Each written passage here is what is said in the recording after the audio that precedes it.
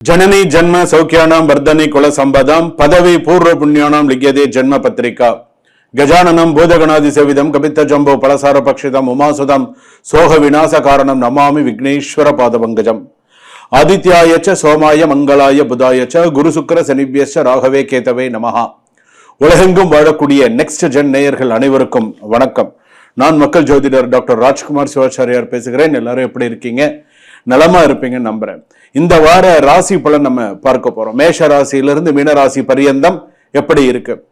குருஜி எல்லாருமே கேட்கலாம், குருஜி இந்த மாதிரி வார ராசி பலன் நம்ம சொல்றோமே, இந்த வார ராசி பலன் அப்படின்னு சொல்லும் பொழுது நம்ம எதுக்காக இதை நம்ம தெரிஞ்சுக்கிறோம் அப்படிங்கிற ஒரு விஷயம் இருக்கு. அதாவது ஒரு மாதம் எல்லாம் 6 மாதம் எல்லாம் ஒரு வருஷம் எல்லாம் நம்ம சேர்த்து வைத்த சில நல்ல பேர் நல்ல விஷயங்கள் எல்லாம் சில நேரங்களில் நமக்கு நேரம் சரியில்லைன்னு அந்த வாரம் நமக்கு ஏதாவது ஒரு விஷயத்த நம்மளை கெடுத்து விட்டுரும், ஒரு கெட்ட பேர் நமக்கு உண்டு பண்ணிடும். அதனாலதான் இந்த வார ராசி பலன் அப்படிங்கறத நம்ம பார்க்கிறோம். வார ராசி பலன்னா எப்படி பார்க்கிறோம்? இந்த வாரம் நமக்கு எது நல்லது, எது கெட்டது, எது நம்ம செய்யணும், எது நம்ம செய்யக்கூடாது, நமக்கு எப்படி இருக்கணும், நம்ம வாழ்க்கை எப்படி இருக்கணும், குடும்பத்துல எப்படி இருக்கணும், என்னென்ன விஷயங்கள் நம்ம செய்யணும் செய்யக்கூடாதுங்கிறத முக்கியமாக தெரிந்து கொள்ள வேண்டும். இதை எப்படி சொல்றோம்? இந்த 12 ராசியை வைத்து இப்ப இருக்கக்கூடிய கோச்சார நிலையில இருக்கக்கூடிய கிரக நிலைகளை வைத்து ஆராய்ந்து சில பேருக்கு இது 100% அப்படியே பழிக்கும். சாமி சொன்னது கரெக்டா இருக்கு, சாமி சொல்றது சில விஷயங்கள் சரியா இருக்கு, இதை நம்ம இனிமேல் இப்படி இதை மாத்திக்கணும் அப்படிங்கிறது சில பேருக்கு தெரிஞ்சிடும். ஸோ அதுக்காக தான் இதை பார்க்கிறது. குடும்பத்துல நமக்கு வேலை உயருமா, பண வசதி வருமா, வேலை உயருமா, குடும்பத்துல நன்னா இருக்குமா, மனக்கசப்புகள் நீங்குமா, பேசாதவர்கள் பேசுவார்களா, எப்படி இருக்கும், வியாபாரத்துல லாபம் இருக்குமா, யாரையும் நம்ம கூட்டு சேர்த்துக்கலாமா, என்ன செய்யலாம் அப்படிங்கிறதெல்லாம் நீங்க தெரிஞ்சுக்கலாம். அது மட்டும் இல்லாது ஒரு வாரத்தில் எடுக்கும் ஒரு தவறான முடிவு பல மாதங்களை உங்களுக்கு நிறைய பிரச்சனைகளை உண்டு செய்யும். அதனால நம்ம என்ன செய்யணும், எப்படி பண்ணணும், யாரை நம்பணும், யாரை நம்பக்கூடாது, என்ன செய்யணும் அப்படிங்கிறதுக்கு தான் இந்த வார ராசி பலன். வாங்க வீடியோக்குள்ள போலாம். கடைசி வரைக்கும் வீடியோ ஸ்கிப் பண்ணாம பாருங்க. மேஷ ராசியிலிருந்து மீன ராசி வரையில இந்த வார ராசி பலன் எப்படி இருக்கு அப்படிங்கறத நம்ம தெரிஞ்சுக்கலாம். வாங்க வீடியோக்குள்ள போலாம். கன்னிராசி நேயர்களே, கன்னிராசிக்கு இந்த வாரம் எப்படி இருக்கு? உத்திரம் கன்னியாராசி, சித்திரை கன்னியாராசி, ஹஸ்தம் கன்னியாராசி எப்படி இருக்கு? இந்த வாரம் உங்களுக்கு பொறுப்புகள் அதிகரிக்கக்கூடிய வாரமாக அமையும். நிறைய, அதாவது முன்னாடி மாதிரி இப்ப இருக்க முடியாது, விதி வெளியது அப்படின்னு சொல்ற மாதிரி சில பேருக்கு பாத்தீங்கன்னா வேலை விஷயம் அப்படின்னு எடுத்தோன்னே என்ன வேலை நம்ம போலாமா, இந்த வேலை, அதாவது சில நேரத்தில் இந்த முடிவு எடுக்க முடியாத அளவுக்கு சில கஷ்டங்கள் வருது இல்லையா, அந்த மாதிரி சில விஷயங்கள் இருக்கும். நம்ம என்ன முடிவு எடுக்கிறது, முடிவு எடுக்க முடியுமா, எடுத்த முடிவு சரியா இருக்கா இல்லையா, இப்படிங்கிற சில பிரச்சனைகள்லாம் வரும். ஸோ இந்த மாதிரி விஷயத்துல நீங்க கொஞ்சம் பார்த்து நிதானித்து முடிவெடுங்க. ஒரு வெளியூர் போறதா இருந்தாலும் வெளிநாடு போறதா இருந்தாலும் யோசிச்சு சில விஷயங்கள் முடிவு பண்ணுங்க. நீங்க எது செஞ்சாலுமே அது ஓரளவுக்கு கொஞ்சம் சக்சஸ்ஃபுல்லா தான் வரும், ஒன்றும் பிரச்சனை இல்லை. கண்டகச்சனி தான் நடக்கிறது. ஓரளவுக்கு இந்த குருஸ்தானம்லாம் வாழ்க்கையில ஓரளவுக்கு சில நல்ல விஷயங்கள்லாம் காட்டுறது. இருந்தாலுமே இன்னும் கொஞ்சம் பொறுப்புணர்வு அதிகம் தேவை அப்படின்னு சொல்லி இருக்கு. ஒண்ணு.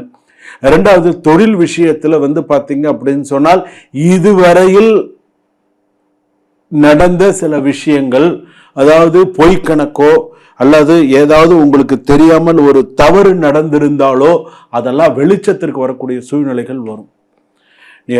அதாவது நம்ம ஒரு தப்பு செய்யறோம்னு வச்சுக்கோங்களேன், நம்ம செய்யற தப்பு யாருக்கும் நம்ம தெரியாது, நம்ம நினைச்சுட்டு இருப்போம். ஆனா நம்மளை சுத்தி இருக்கிறவங்களுக்கு அது தெரியும். பூனை கூட பால் குடிக்கும் போது நம்மளை யாரு அதை பால் குடிக்கிறது அப்படின்னு நம்ம நினைச்சிட்டு, அது தெரியுமா நம்ம திருட்டுத்தனமா பால் குடிக்கிறோம் அப்படின்னு.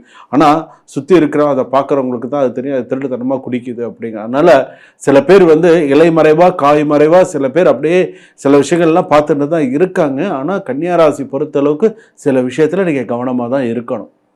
அதாவது சில புதிய பொறுப்புகள் வரக்கூடும், சொத்து விஷயத்துலலாம் சிறு பிரச்சனைகள் வரக்கூடும், வாடகை வீட்டில் இருக்கிறவங்களுக்கெல்லாம் கொஞ்சம் பிரச்சனைகள் வரக்கூடும். ஸோ இதெல்லாம் கொஞ்சம் கரெக்டாக மேனேஜபிளாக கொஞ்சம் கொண்டு போக வேண்டியதாக இருக்குது. பண பிரச்சனைகள் நிறைய இருக்க தான் இருக்கும். அதாவது இன்னைக்கு 30,000 50,000 சம்பாதிச்சா கூட இன்னைக்கு 40,000 இந்த மாசத்துல நமக்கு ஒரு வருமானம் வருது அப்படின்னு சொன்னா 70,000 ரூபா நீங்க உங்களுக்கு கையை விட்டு போனா உங்களுக்கு எப்படி இருக்கும்? அந்த சூழ்நிலை இருக்கு. அகலக்கால் வைக்காத. எதிரியும் செலவு பண்றியா பார்த்து செலவு பண்ணு. எந்த ஒரு விஷயத்துல ஐயோ நம்ம இந்த செலவு பண்ணணுமே, அந்த செலவு அப்படியா இப்படியா, எது முதல்ல செய்யணுமோ அதை யோசிச்சு செய், நிதானிச்சு செய். ஒண்ணு. பெரிய பெரிய பிரயாணங்களை எல்லாம் பார்த்து தள்ளி போடு. என்ன செய்யலாம் எப்ப செய்யலாம்னு பார்த்து தள்ளி போடு, பார்த்து நிதானிச்சு செய்யுங்க. பெண்கள் வந்து பார்த்தீங்க அப்படின்னு சொன்னால் எச்சரிக்கையாக இருக்க வேண்டிய ஒரு வாரம் இந்த வாரம். பெண்களுக்கெல்லாம் ஓரளவுக்கு பெண்கள்லாம் சக்ஸஸ் பண்ணக்கூடிய புத்திசாலித்தனமான பெண்கள்லாம் இருக்கீங்க. நிறைய நல்ல விஷயங்கள்லாம் இருக்குது. ஓரளவுக்கு கொண்டு போயிடுவீங்க. இருந்தாலும் உங்களை பார்த்து பொறாமைப்படக்கூடியவர்கள் உங்கள் அருகிலேயே இருக்கிறார்கள். முதுகில் குத்துபவர்கள் அதிகம் உங்கள் பக்கத்திலேயே இருக்காங்க. யாருக்கு? பெண்களுக்கு.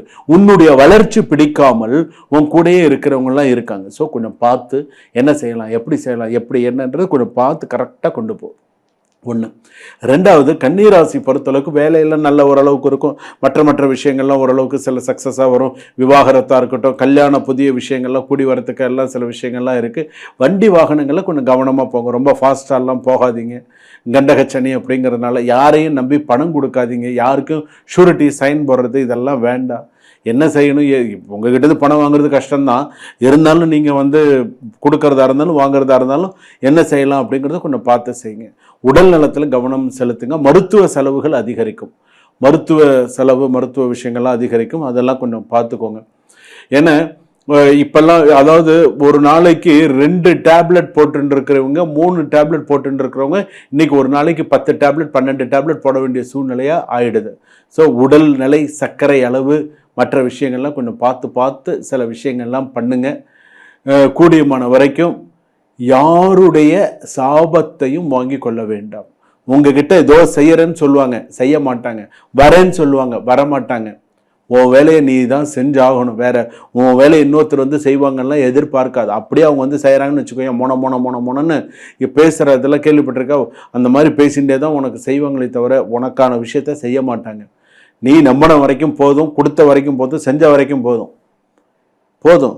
அவங்களா இனிமேல் உணர்ந்து சில விஷயங்கள்லாம் எப்படிங்கிறத உனக்கு இனிமேலாவது உனக்கான வாழ்க்கையை நீ கொஞ்சமாவது வாழறதுக்கான விஷயத்தை பாரு. நிறைய செய்கிற, எல்லாம் பண்ணுற, அதற்கான ரெகக்னைசேஷன் உனக்கு வேலையிலையோ மற்ற விஷயத்தில் கிடச்சிதா? ஓகே. இல்லையா? என்ன செய்யணுங்கிறத பார்த்து பண்ணு. கூடியமான வரையில் உன்னுடைய வழிபாடு, வாராகி அம்மன் வழிபாடு நிறைய பண்ணு. டைம் கிடைக்கும்போது பழைய சிவாலயம் பாடல் பெற்ற ஸ்தலத்துக்கு போயிட்டு வா.